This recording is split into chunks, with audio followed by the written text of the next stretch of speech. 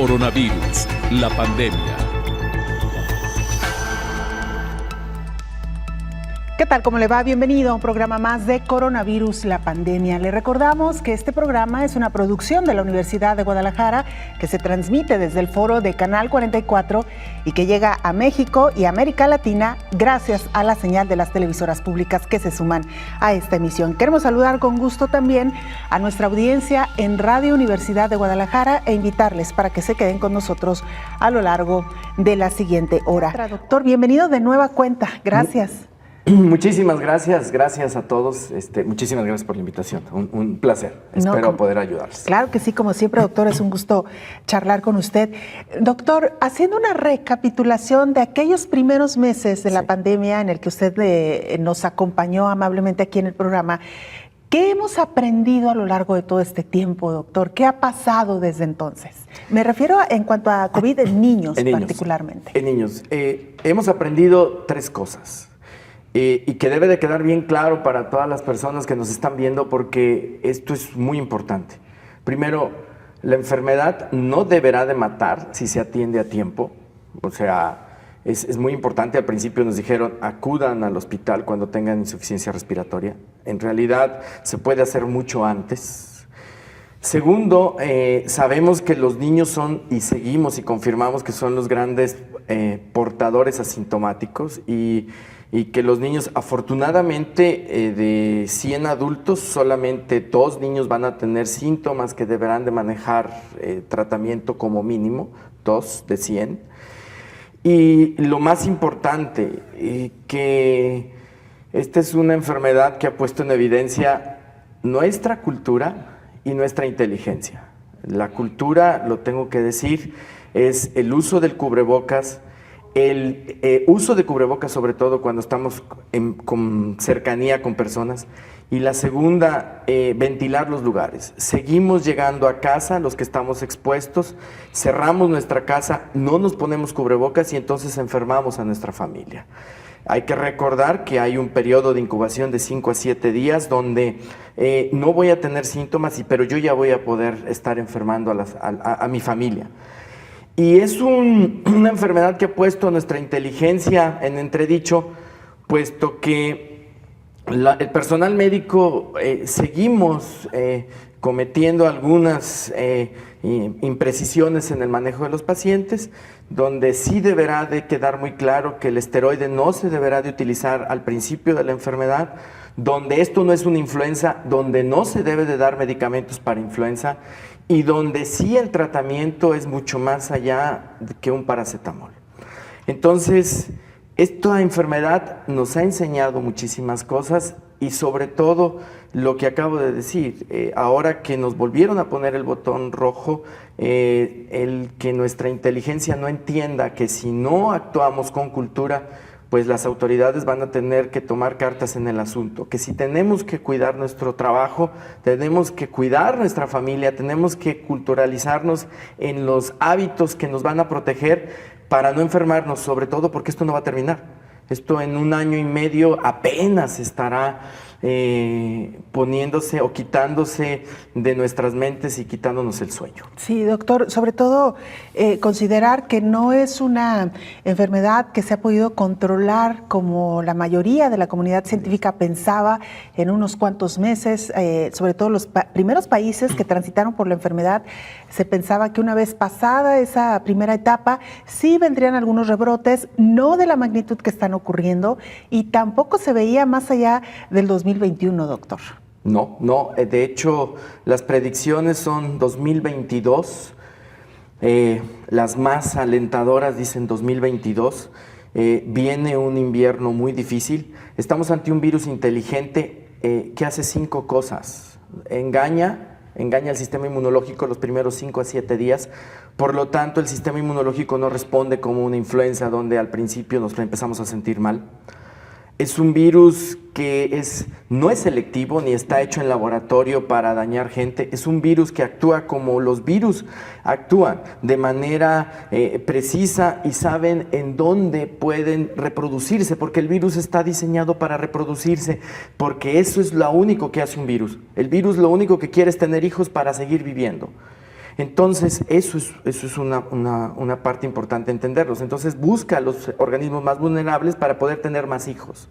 Por eso tiene mecanismos de entrada y de daño que son muy interesantes.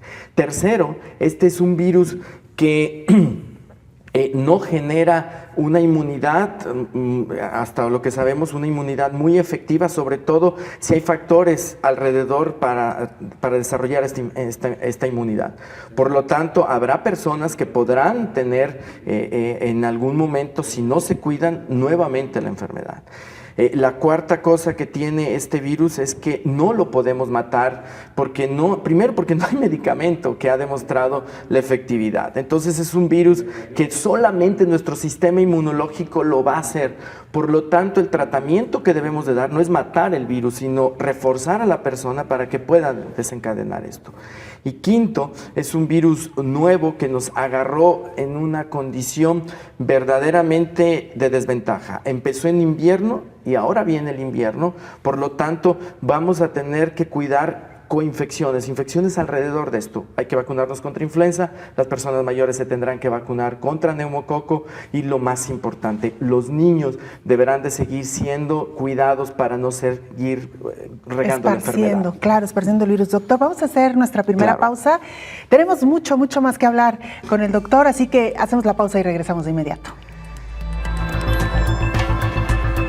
Regresamos a nuestra charla con el doctor Miguel Ángel Bonal, pediatra. Doctor, ya hacemos un recuento de lo que ha ocurrido desde el principio de la pandemia hasta esta fecha y recuerdo también que se decía que es una enfermedad que no iba a atacar de manera grave a los niños. Sin embargo, hemos visto casos donde los niños sí pueden enfermar de manera grave, doctor. Sí, es el síndrome de respuesta inflamatoria post-COVID. Hemos aprendido que en realidad, como lo acabo de decir, el virus no lo podemos matar. Pero nuestro sistema inmunológico se activa de tal manera que ese sistema inmunológico empieza no solamente a atacar el virus, que es su trabajo, sino también empieza a responder de manera exagerada, por lo tanto inflama nuestro organismo, por así decirlo. Por eso se llama síndrome de respuesta inflamatoria post-COVID. Y eso es lo que a los niños, que también lo presentan los adultos, que esto es lo que aumenta la mortalidad en los adultos, y que esto es lo que hace que nuestros niños se puedan enfermar. Ahora, los niños pueden empezar, igual que los papás, con síntomas de gripa y no tener nada más, no tener dificultad respiratoria. De entre la segunda, tercera, cuarta semana, depende de cada niño, la carga de virus y el sistema inmunológico de los niños empiezan a tener síntomas. El síntoma más característico es la fiebre. Como estamos ante una respuesta exagerada que tiene el sistema inmunológico, la fiebre, como parte de esa respuesta de defensa, empieza a estar. Son niños que tienen fiebre persistente, que van con el médico. Si el médico encuentra algo, puede dar antibiótico o no. Generalmente eso es lo que se está haciendo, sobre todo los médicos de conveniencia que están en las esquinas. Empiezan a utilizar antibióticos y esos antibióticos retrasan el diagnóstico. Y entonces empieza a aparecer otros síntomas, que son los niños se pueden tener un poquito de hinchazón de párpados, porque el riñón se afecta y entonces el riñón deja de hacer su trabajo, que es hacer pipí. Y se agregan otras cosas como dolor abdominal, que habitualmente el dolor abdominal es porque aumentan de tamaño los ganglios dentro del intestino y crece el hígado o se inflama el hígado. Y lo último que van a tener, sobre todo, es problema respiratorio.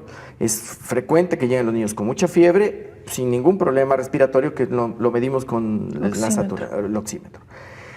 Esto ha hecho que los niños, que también se comportan muy diferente que los adultos, esto lo pueden sobrevivir ellos, sí, lo pueden sobrevivir, es una fiebre que dura 7 días, pero pueden dejar secuelas, sobre todo en corazón, que es un síndrome que se llama síndrome de Kawasaki, o puede quedar con un poco de daño renal, o empiezan con problemas respiratorios, que es cuando llegan más tardíamente a recibir la atención, y entonces los niños ya sí tienen tos, dificultad respiratoria y los otros síntomas que ya había comentado.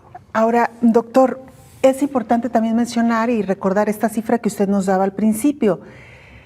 2 niños, si los comparamos con los adultos, solamente 2 niños entre 100 adultos si comparamos estos grupos, van a presentar signos graves, digamos, de la enfermedad. Así es. Aproximadamente. Ahora, doctor, ¿qué podemos hacer como padres para evitar que nuestros hijos lleguen a un cuadro grave de COVID-19?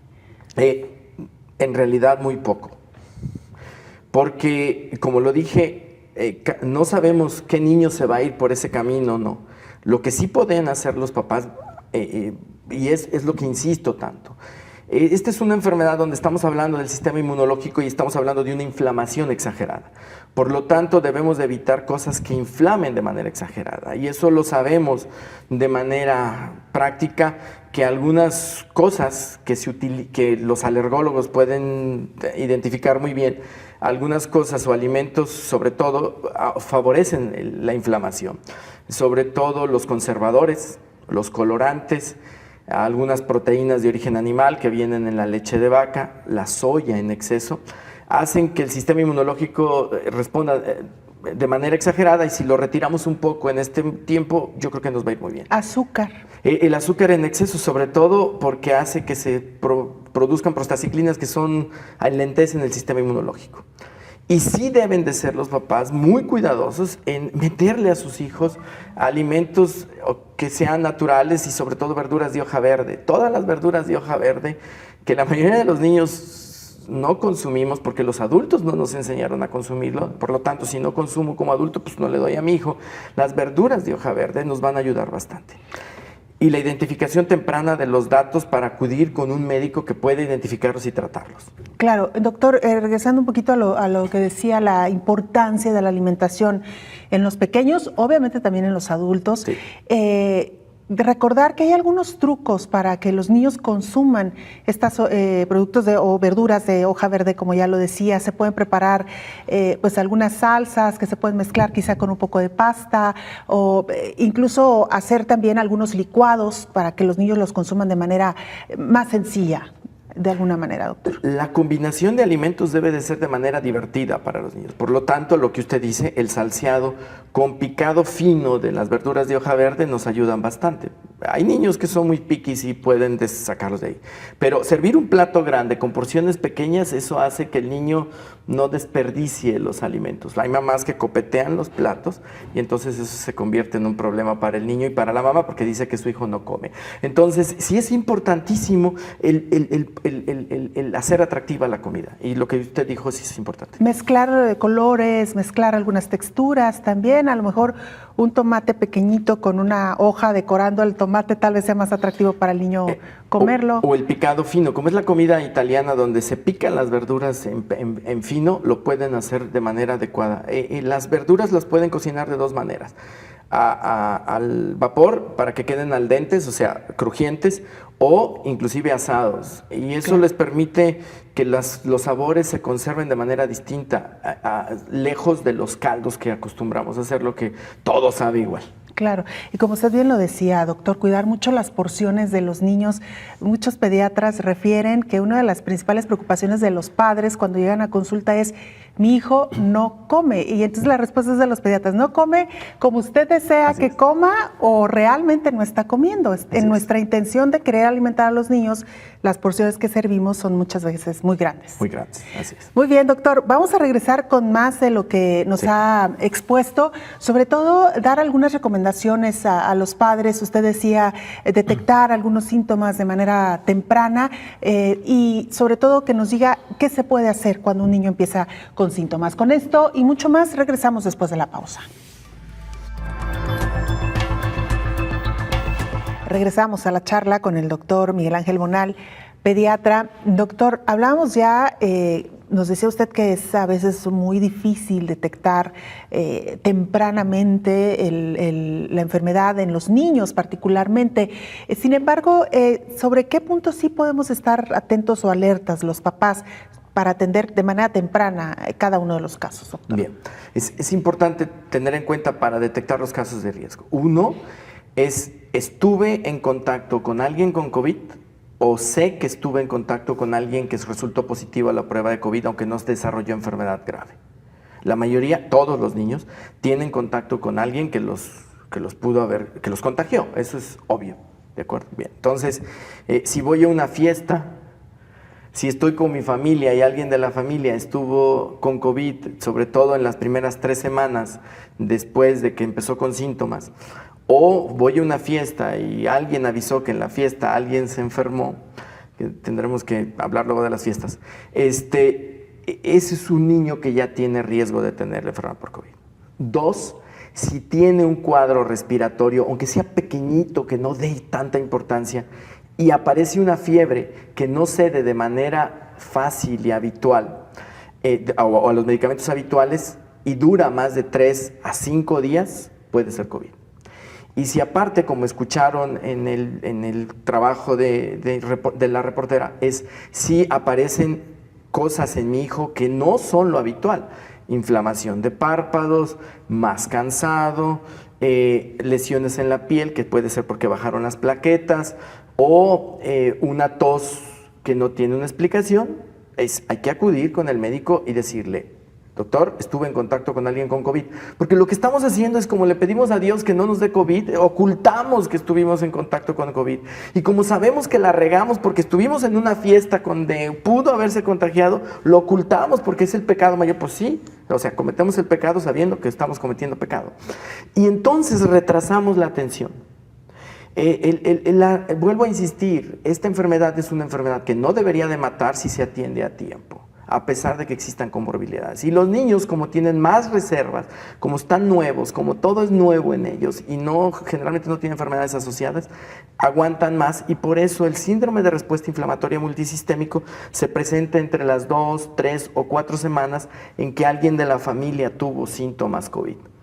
Esos datos, la epidemiología, que estuve en contacto con alguien con COVID, fiebre que no tiene explicación o que no cede al tratamiento que ya le dio mi pediatra o el médico, y que aparece algo que ya no suena bien o no se ve bien en mi hijo. Doctor, un poco para la tranquilidad de los padres y para no empezar como a alarmarnos. Sí, por favor. Sí, cuidar, o sea, sí tenemos que tomar todas las medidas necesarias, una buena alimentación, en la medida de lo posible, resguardar a nuestros hijos o no exponerlos a grandes concentraciones, a un contacto masivo con otras personas. Doctor, sin embargo, aunque hay la probabilidad de que un niño enferme de manera grave, usted me decía, estadísticamente y con base en su experiencia, hasta ahora la mortalidad ha sido 0. Sí, la atención oportuna de los niños debe de ser 0. En la casuística que tenemos de nuestros pacientes, que es un manejo multidisciplinario, afortunadamente y gracias a Dios, las cosas que van bien se las agradecemos a Dios, es 0. 0, a pesar de tener gravedad importante y alta, muchos órganos dañados en los niños. Así es. Doctor, ¿a qué sí podemos facilitarles a nuestros hijos en esta época de pandemia? Estamos hablando de los niños. ¿Y qué cosas debemos evitar? Es decir, ¿deben o no salir? ¿Qué espacios públicos podrían ser relativamente más seguros o menos, un espacio con menos contagios? Cuéntanos un poquito sobre este manejo exterior de los niños. Empezamos muy mal con esta pandemia porque empezamos con información equívoca. Empezamos con miedo. El gran enemigo de esta pandemia es el miedo. Y el miedo, dependiendo de cómo seamos como personas, lo podemos manejar de manera positiva o de manera negativa.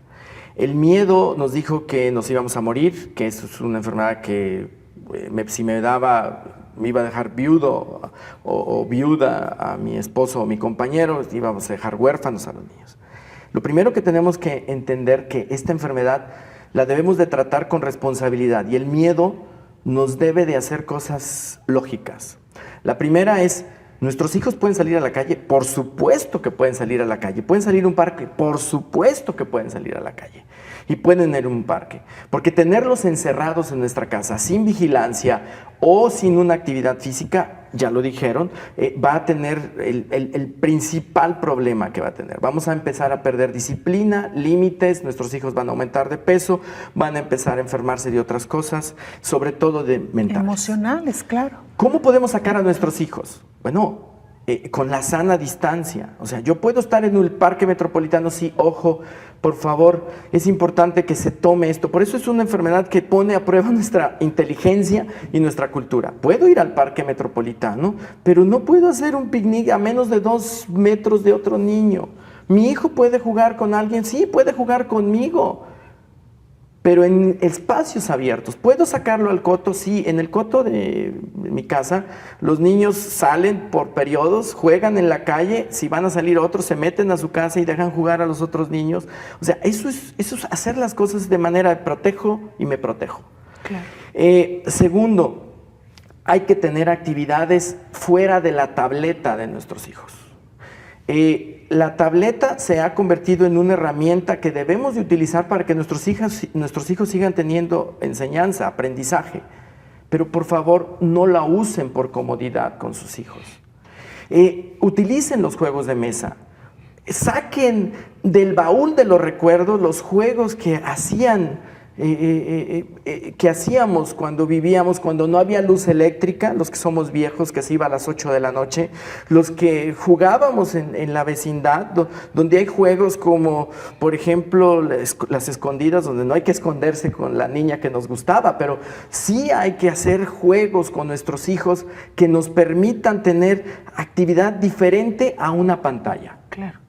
Tercero, por favor, denles de comer sano a sus hijos. Yo sé que los papás trabajan en casa, trabajan fuera de casa. Las comidas divertidas deben de ser con productos frescos, no complejos, no procesados, y sobre todo metan a sus hijos a que aprendan el valor de lo que ustedes hacen con la comida. Llevar comida en esta época a nuestros hijos representa no perder nuestro trabajo, que eso representa un gran problema para los papás. No perdimos el trabajo y te traigo esto que es sano. Ven, ayúdame a prepararlo. Las comidas en frío son muy importantes para que nuestros hijos aprendan el valor de cómo preparar los alimentos. Y mézclenlos en las actividades de la casa, háganlos responsables de cosas pequeñas que se van a convertir en cosas grandes.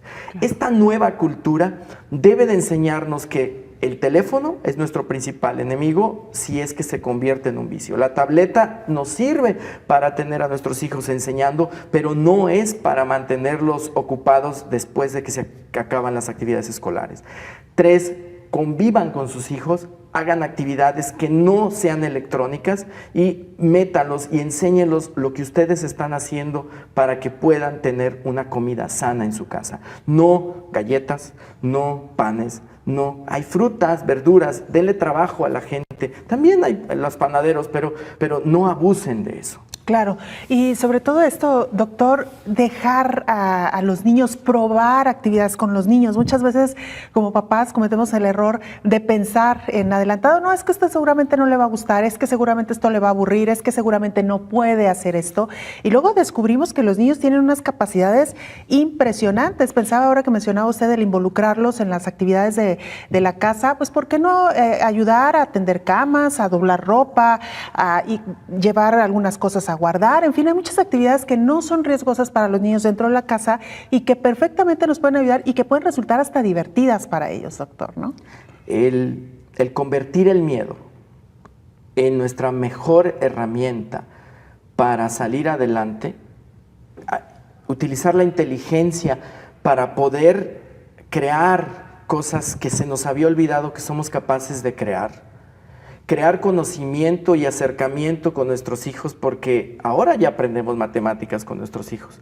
Ahora leemos. ¿Por qué no leer el mismo libro de nuestros hijos en vez de ponernos en el Face a ver noticias? ¿Por qué no leemos el mismo libro y lo comentamos con nuestros hijos? Inventamos cuentos.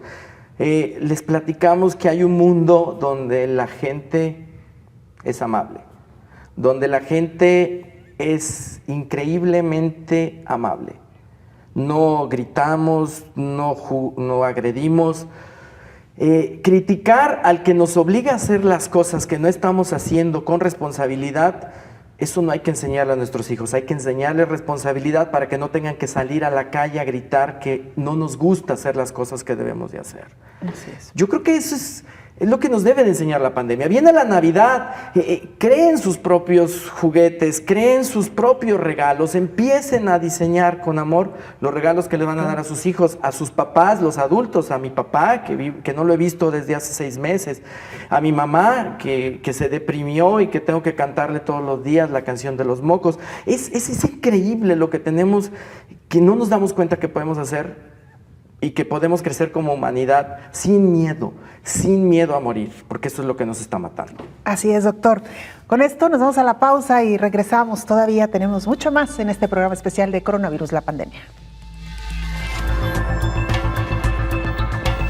Doctor, hay una inquietud de los padres que constantemente nos han referido y tiene que ver con el regreso o no a las guarderías. Hay que recordar que en el caso de México y quizá en otros países ya se reabrieron estos espacios con ciertas restricciones, con ciertas medidas, y los padres lo primero que se preguntan es, ¿debo o no enviar a mi hijo a la guardería, doctor?